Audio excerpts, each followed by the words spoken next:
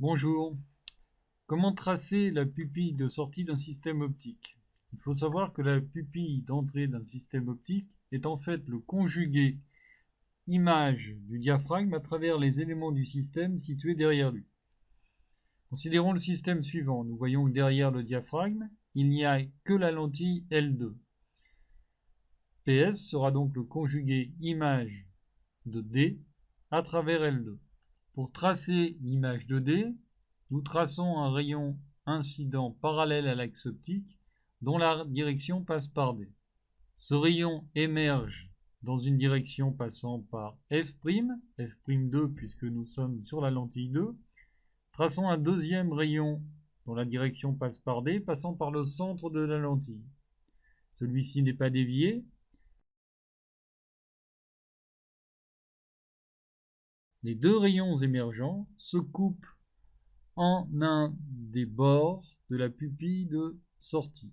Nous pouvons tracer le deuxième bord par symétrie. La pupille de sortie est tracée en pointillé, car c'est en fait un diaphragme virtuel.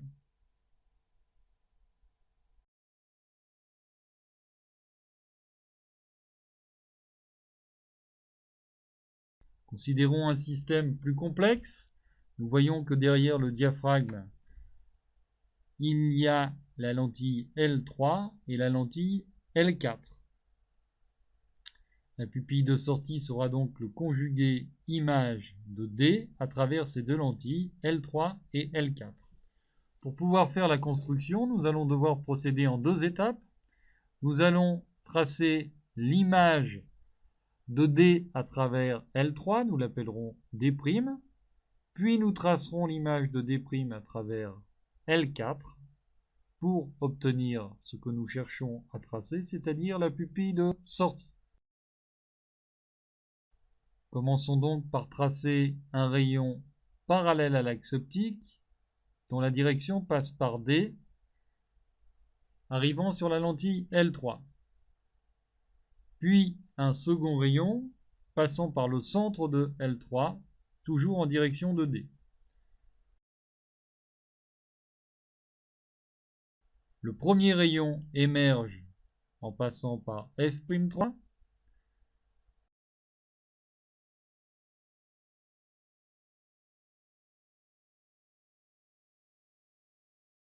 Le second rayon poursuit tout droit puisque tout rayon passant par le centre de la lentille n'est pas dévié. Le point de concours des deux rayons émergents est l'image de D', c'est-à-dire un des bords du diaphragme virtuel image de D. Le deuxième bord du diaphragme est placé par symétrie.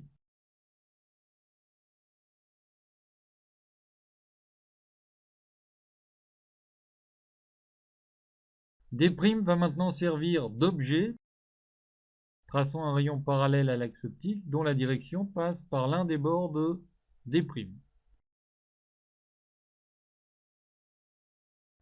Puis un deuxième rayon dont la direction passe par D' et le centre de la lentille 4. Le premier rayon émerge dans une direction passant par F'4, car tout rayon parallèle à l'axe optique émerge en passant par F'. Le deuxième rayon n'est pas dévié. Le point de concours des deux rayons émergents nous donne un des bords de la pupille de sortie. Le deuxième est tracé par symétrie. La pupille de sortie est tracée en pointillé puisque c'est un diaphragme virtuel.